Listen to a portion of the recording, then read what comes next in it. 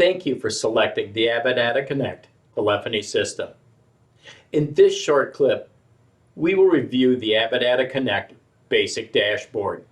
Now, in the basic dashboard, you'll be able to review your history, your voicemails. You'll be able to send and receive faxes. You can change many of your own personal settings. You can even bring up an instance of your extension where you can make and receive telephone calls. So sit back and enjoy the Abadata Connect basic dashboard.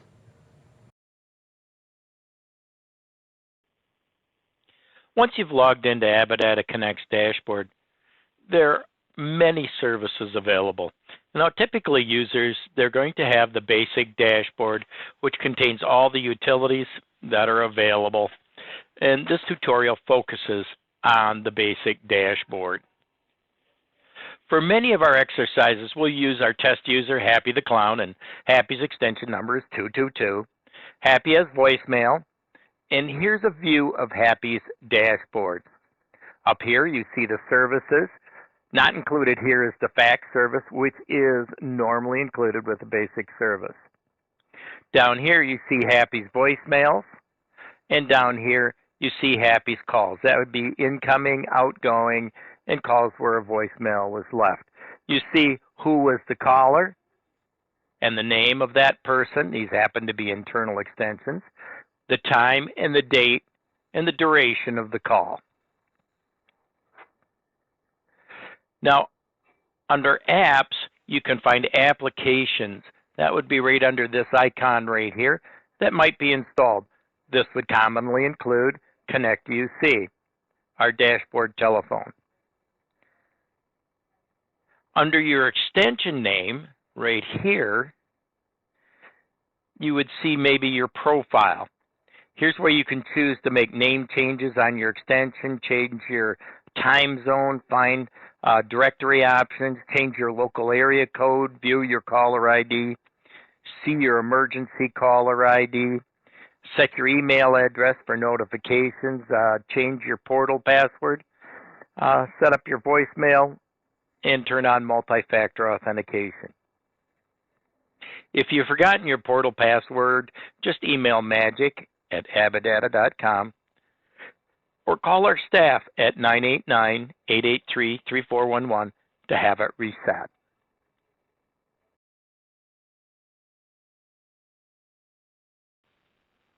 One of the first places that you want to go to is to your profile right up here, and you get to it by clicking on your name and extension number, selecting profile,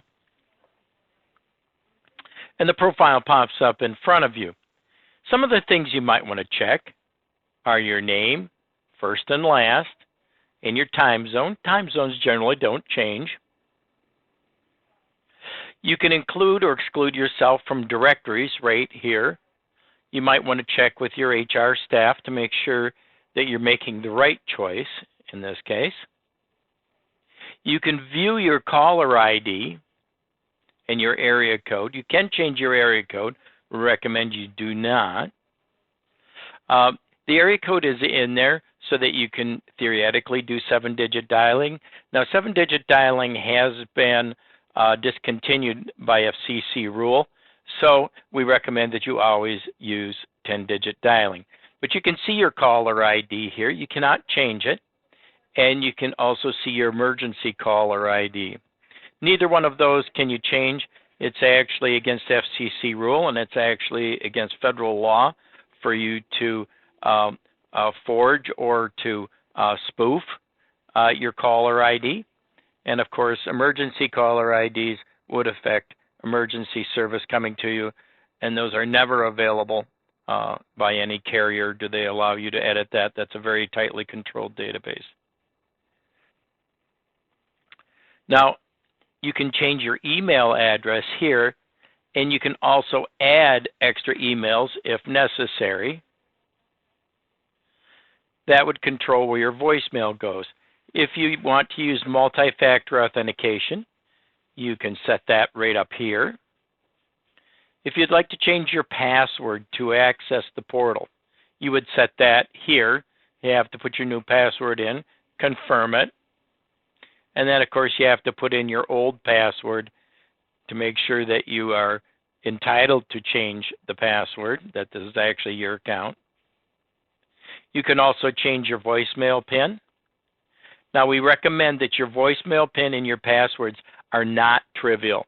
In other words, your passwords contain a strong password, so letters, numbers, capitals, upper, lower.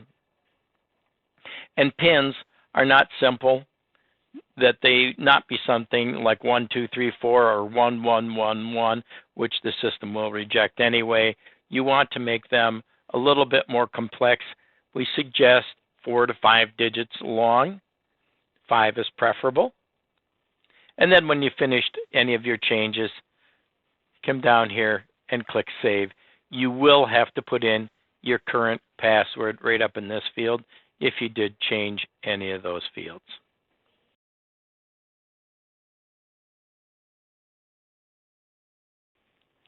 Under the Messages tab, that would be right here, we see that we have one new message waiting for us. When we're looking at our new messages, we see that message listed right here. Under the Voicemail tab, we also have Saved, that would be right here, and Deleted or Trash Messages. We also have Settings here. We can turn our voicemail on or off. We can set whether or not we want our voicemails listed last in, first out, or first in, first out using these settings. We can announce when the voicemail was received and the incoming caller ID. We can have our operator designated here. I suggest you do not change that. But if you want a special operator for your voicemail messages, you can set that here. You can also copy these voicemails automatically as they come in to a second extension. So if you have more than one person covering that extension, you can send it to more than one extension. Voicemail greetings in this system are generally one greeting per time frame. Now, we can make and set both our time frames and our greetings. Here we would manage our greetings, so we could add another greeting, and we can assign those to time frames. Generally, what most people do is they have one message. An example would be, "Hi, this is Happy. I can't take your call right now, but if you'd leave your name, telephone number, and a brief message, I'll be able to return your call." That gets you all the information that you need to be able to return a call to the message that was left. Now, you should also record your name. It can be done right here. It can also be done by the telephone. Both these options right here can be done on the telephone, but they can also be done right through your computer interface. Now, when you're managing your greetings, you do that right here.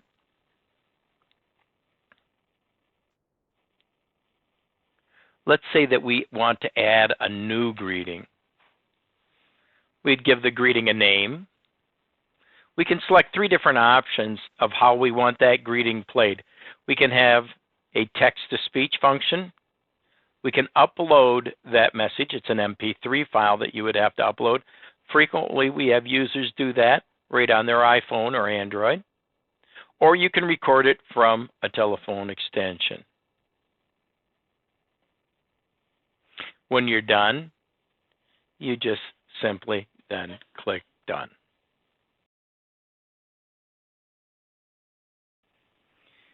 Faxes can be sent and received through the fax portal.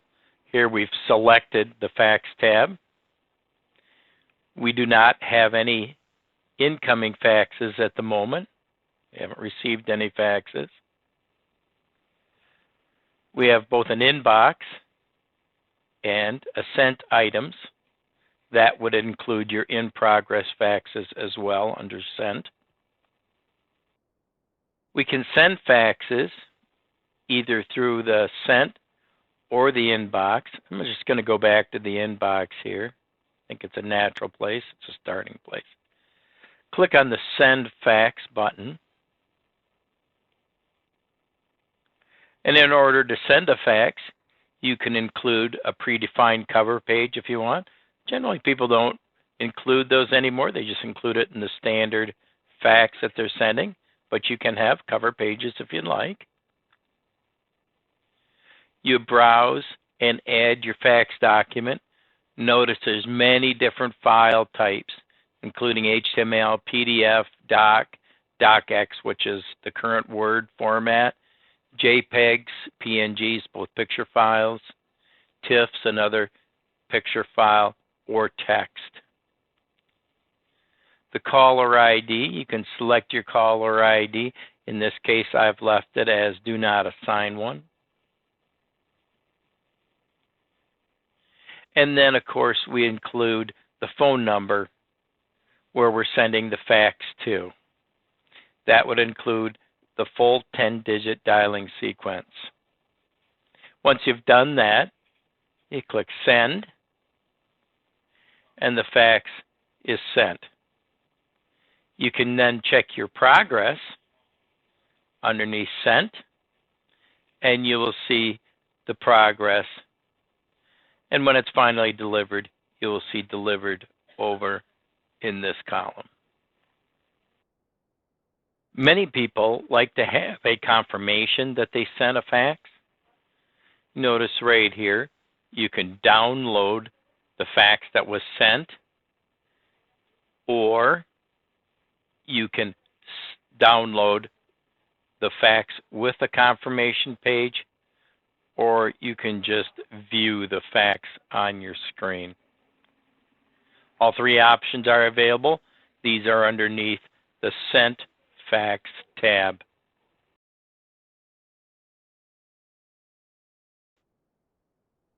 To see the contacts, you click on the Contacts tab, and we have many different contacts listed. By default, the contacts are going to be the users or the extensions in your system. Now, there's probably some here that you wouldn't normally recognize, but they would be extensions that might be used for system purposes, such as ring groups. And by the way, those do work, so you can just click on them and call them. Some of them are for system management, in which case you might want to delete those out of your contacts list. You notice on the left-hand side, we have one contact here called TechBench. It's currently available. It has a green dot. If it was unavailable, such as someone was on the phone, it would have a red dot. And of course, you would go to their voicemail or get a busy signal if they did not have voicemail. Now, to add a contact, it's quite simple. You go up here, click Add a Contact. And underneath this, you can put in the first name, the last name, their work number, their mobile number, their home number, their fax number, and their email address. When you have all that information entered, simply click Save, and the contact shows up in your list. It does not have to be an extension number. It can be a 10-digit number. Contacts can be shared using the export feature. And obviously on the other person's directory, you'd use the import feature. So you can customize contacts to fit your organization.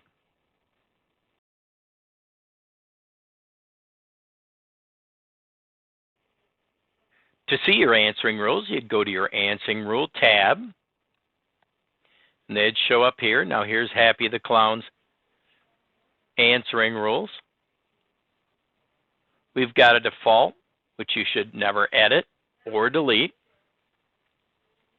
And then we have Happy the Clown. We have an answering rule that when his extension rings, it also rings extension number 101 and 121. Let's just take a look at an answering rule here. We'll open Happy the Clown's Have a Great Day answering rule. You can see that Happy assigned a time frame to it and enabled it. And then what Happy did is he enabled a simultaneous ring function, what rings not only his extension 222, but extension 101 and 121, and it waited 0 seconds to do so. Now, if we didn't want to have extension 121 to ring, we could take it out. We could add timers here and have it ring 5, 10 seconds in, generally 4 seconds per ring. We would save it there and the new rule would be placed. Now we can also add a rule, completely different. Now when you're adding a rule, you have to select a time frame, and that's when it would take effect. There's many different time frames in the system, and it has to follow those time frames. The system does control the time frames. So typically you'll see a business day. The rule is either enabled or not enabled. And then we could select always forward, and we could do that to Happy's cell phone number. Let's just put a bogus one in here, 989-555-5555. Happy's phone would now, during the business day answering rule, would always go to his cell phone at 989-555-5555. To finish this off, you'd click Save. And then, of course, during the business day time rule, it would ring to Happy's cell phone.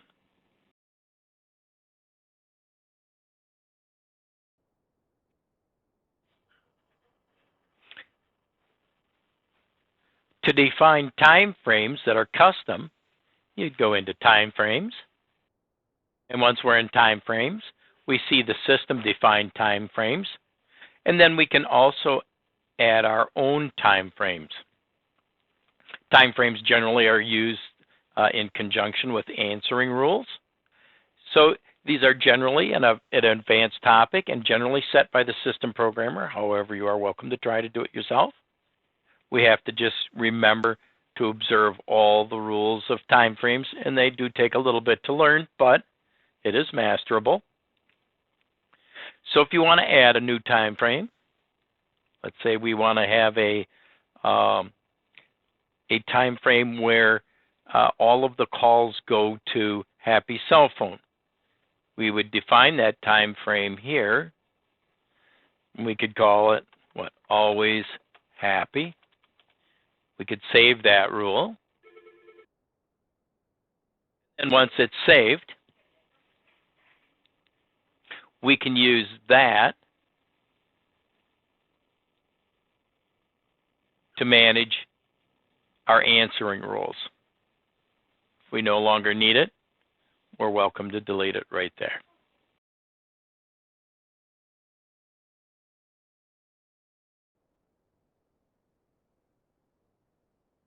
Put in our own custom music on hold for use on our own extension. We'd click on the Music on Hold tab. Currently, there's no music in there. You can add your own music by clicking Add Music. Browse to the source.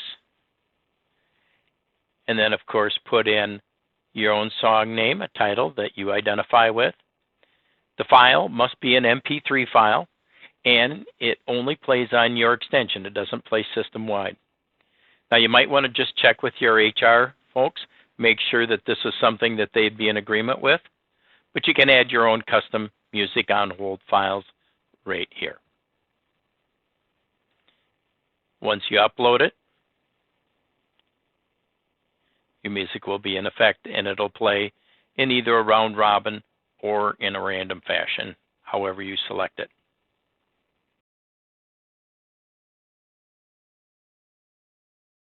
Under the Reporting tab, we can do Custom Call History Reports. And this is for your own extension only. So in this case, it's extension 222, Happy the Clowns, and it automatically selects a 24-hour period. So in this case, we have had one call.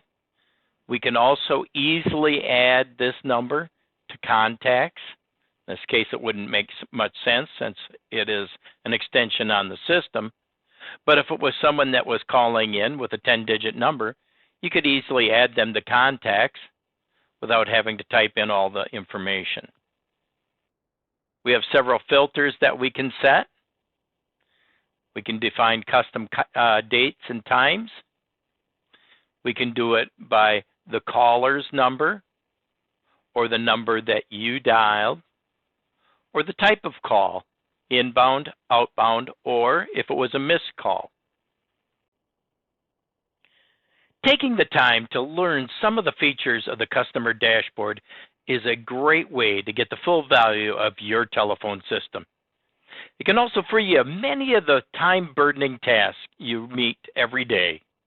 It gives you a gateway not only to your Connect UC telephone device, but it brings the resources of the system to your very own computer. Thanks for watching.